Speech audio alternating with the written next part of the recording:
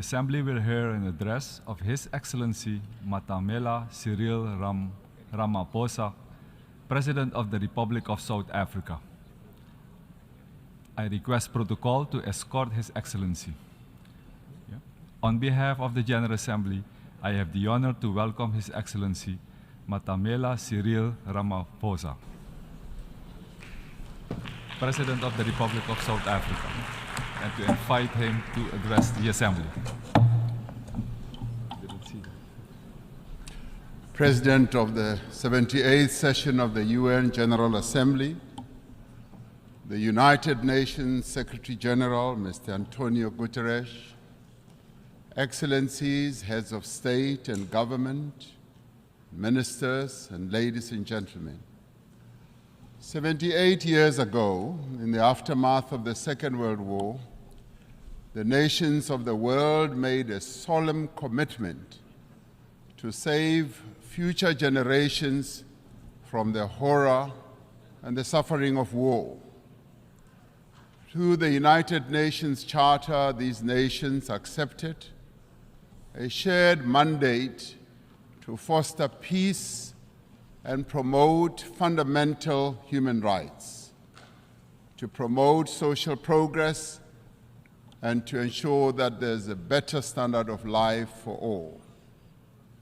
And yet, as we gather here, much of humanity is confronted by war and conflict, by want and hunger, by disease and environmental damage and disaster. Solidarity and trust between states is being eroded.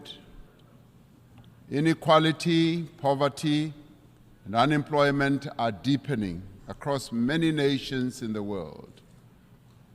In these conditions, and in the wake of a devastating global pandemic, the achievement of the Sustainable Development Goals seem increasingly remote.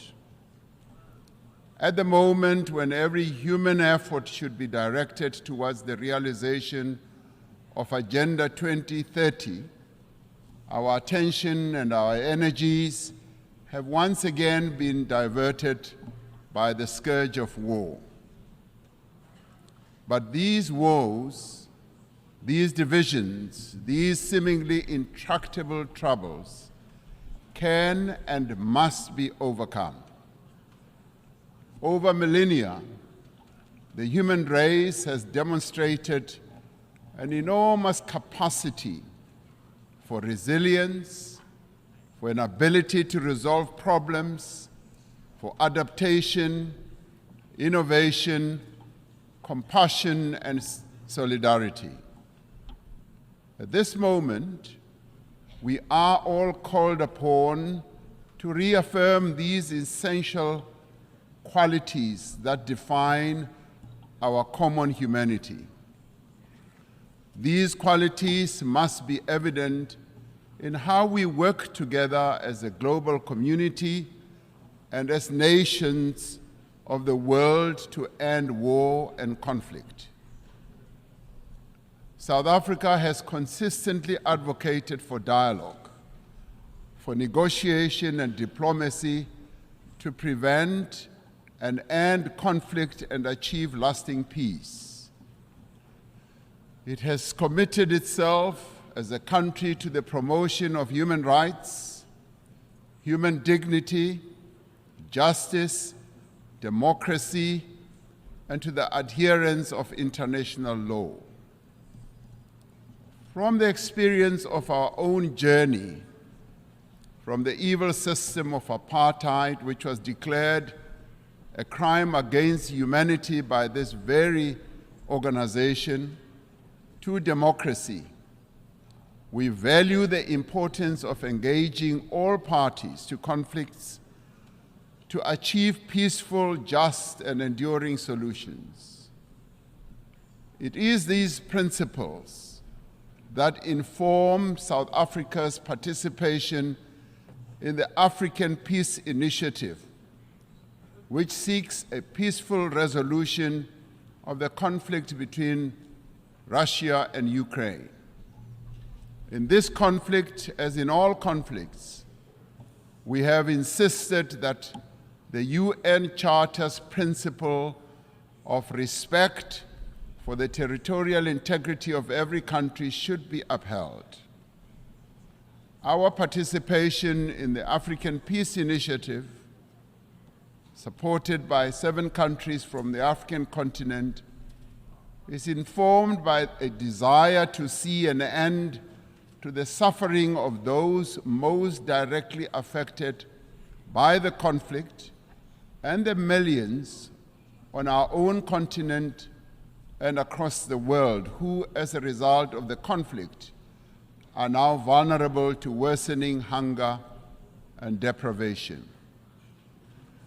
As we engaged with the parties in this conflict as African leaders, one of the issues we raised was that there should be confidence-building measures that could create a sense of conflict towards the resolution of this conflict. In this regard, we said issues such as the return of the children who were removed from Ukraine should be returned. We also said that the prisoners of war should be exchanged between the 2 countries. I've just held a meeting with President Zelensky, who says that, in part, some of our efforts are bearing fruit as the children are now being returned and the prisoners are also being exchanged. But then we said we need to see this happening on a much faster pace. As the international community, we must do everything within our means to enable meaningful dialogue, just as we should refrain from any actions that fuel conflict. As we confront other conflicts in several parts of the world, including on our own continent, Africa, we need to be investing in prevention and peace building. We support the call by the UN Secretary General in the new Agenda for Peace for member states to provide more sustainable and predictable financing for peace-building efforts. As a global community, we should be concerned by the recent incidents of unconstitutional changes of government in some parts of Africa.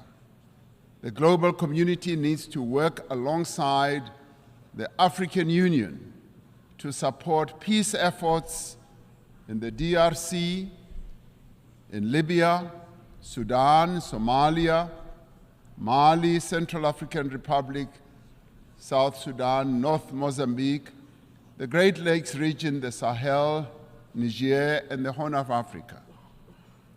The African Union Peace and Security Council has declared that it stands ready to deepen its cooperation with the UN Security Council to silence the guns on the African continent and to achieve peace and stability and development. We are called upon to remain true to the founding principles of the United Nations by recognizing the inalienable right of the people of Western Sahara for self-determination in line with the relevant UN General Assembly resolutions. We must work for peace in the Middle East for as long as the land of the Palestinians remains occupied, for as long as their rights are ignored and their dignity is denied, such peace will remain elusive. The actions of the government of Israel have imperiled the possibility of a viable 2-state solution. The principles of the UN Charter on Territorial Integrity and on the prohibition of the annexation of land through the use of force must be applied in this situation as well. South Africa continues to call for the lifting of the economic embargo that was imposed 60 years ago against Cuba, an embargo that has caused untold damage to the country's economy and the people of Cuba as well. The sanctions that are also being applied against South Africa's neighbor, Zimbabwe, should also be lifted, as they are imposing untold suffering on ordinary Zimbabweans, but also have a collateral negative impact on neighboring countries as well, such as my own country, South Africa. As many people around the world are confronted by hunger and want, the essential human qualities of cooperation and solidarity must be evident in the actions that we take to bridge the divide between the wealthy and the poor. We must summon the necessary will and resolve to regain the momentum towards the achievement of the 2030 agenda. This means that we must address the fundamental developmental challenges that have long characterized as well our unequal world. To address the developmental challenges that face many people in the world, we are required to focus on targeted investment, on technology transfer, capacity building support, especially in key areas such as supporting industrialization, building infrastructure, ensuring that agriculture investment takes place, ensuring that there is investment in water, energy, education, and health. This also requires predictable and sustainable financial support, including supportive trade policies from the international community. We call on the partners of the wealthier countries to meet the financial commitments they have made. It is a matter of great concern to us from the Global South that these wealthier countries in the Global North have failed to meet the undertakings they made to provide $100 billion a year for developing economies to take climate action. This must be changed, and the money must be made available in the interest of development. We support the proposals outlined in the Secretary General's Sustainable Development Goals stimulus. In particular, we support the call to tackle debt and debt distress that many countries, particularly in the Global South, are burdened by. And we support the call to massively scale up affordable long-term financing to $500 billion a year and to expand contingency financing to countries that are in need. It is a grave indictment on this international community that we can spend so much money on war. And in fact, trillions are being spent on war, but we cannot support action that needs to be taken to meet the basic needs of billions of people in the world, needs such as addressing hunger, health, empowering women, and making sure that there is development in countries that are vulnerable. The achievement of the Sustainable Development Goals depends fundamentally on the empowerment of women in all spheres of life. Social and economic progress will not be possible unless we end gender discrimination. We must ensure that there is equal access for women to health care, education, as well as economic opportunities. We must pay particular attention to the provision of adequate health services to every woman, child, and adolescent. By doing so, we will fundamentally improve the health and well-being of all. The empowerment of women must be central to the actions we now take towards the realization of Agenda 2030. The women of the world need empowerment. They have a right to empowerment. They have a right also to participate equally in decision-making structures of all institutions in the world. I am proud that in South Africa, 50% of the members of the Cabinet of South Africa are women. And today I'm accompanied by an all-women delegation to this United Nations General Assembly. It should be a matter of concern to us all that the majority of people who are sitting in this assembly are men. The question we have to ask, where are the women of the world?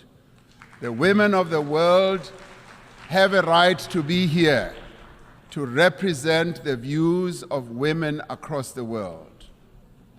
The essential human qualities of innovation and adaptation must be evident in the actions we take to prevent the destruction of our planet. Africa is warming faster than the rest of the world.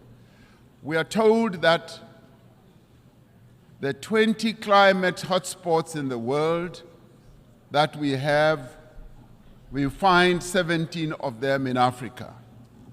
Africa is least responsible for the climate damage that has been caused, and yet it bears the greatest burden. Centuries after the end of the slave trade, decades after the end of the colonial exploitation of Africa's resources, the people of our continent are once again bearing the cost of industrialization of the North and the development of the wealthy nations of the world. This is a price that the people of Africa are no longer prepared to pay. Many countries in the North count their assets in the mineral resources that are beneath the African soil. The wealth of Africa belongs to Africans. The mineral wealth that is beneath the soil of Africa must, in the end, accrue to Africans. We urge global leaders to accelerate the global decarbonization while pursuing equality and shared prosperity. We need to advance all three pillars of the Paris Agreement: mitigation, adaptation, and support, with equal ambition and urgency. African countries, alongside other developing economy countries, need increased financial support to both implement the 2030 Agenda and to achieve their climate change goals in a comprehensive and integrated manner. We need to operationalize the Loss and Damage Fund for vulnerable countries hit hard by climate disasters as agreed at COP27. Africa has embraced this challenge.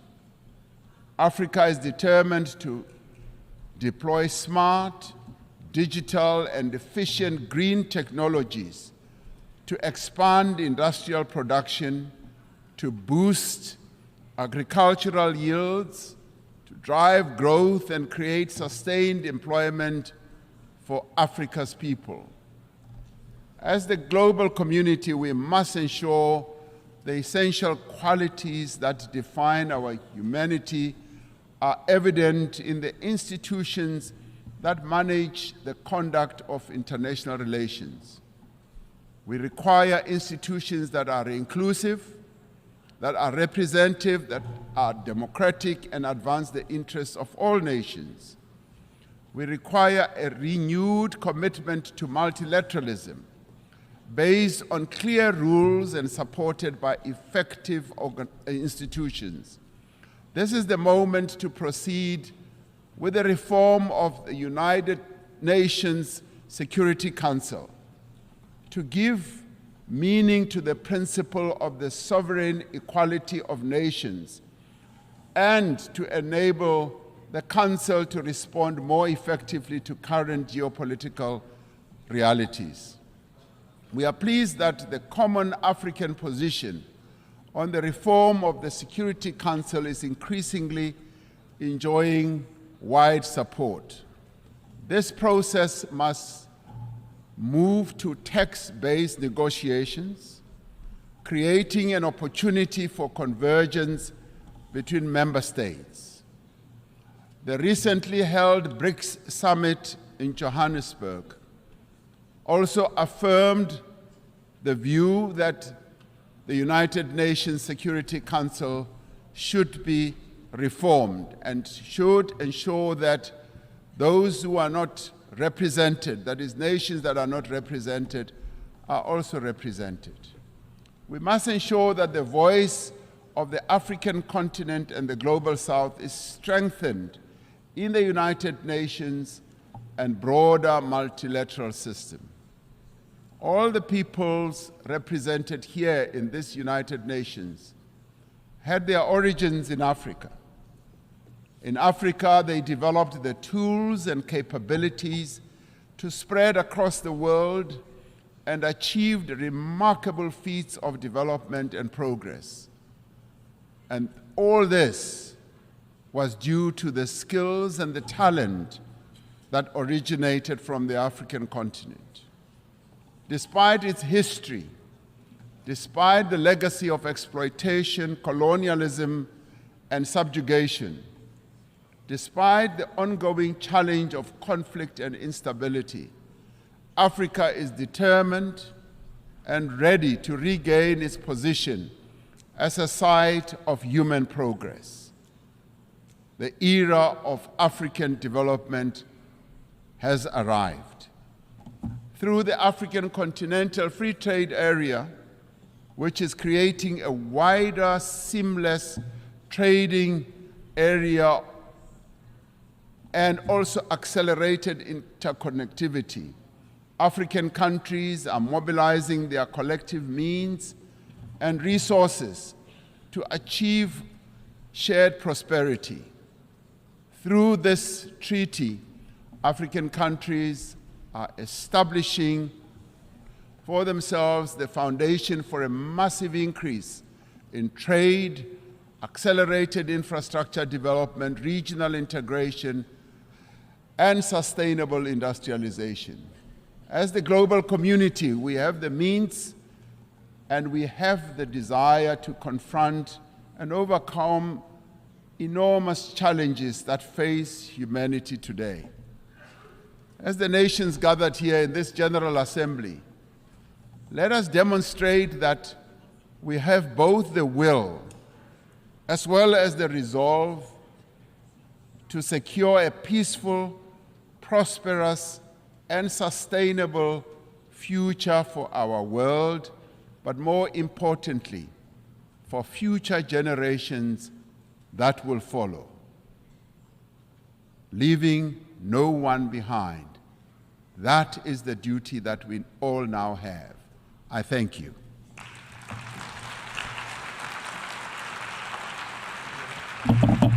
I wish to thank the President of the Republic of South Africa for the statement just made, and I request protocol to escort His Excellency.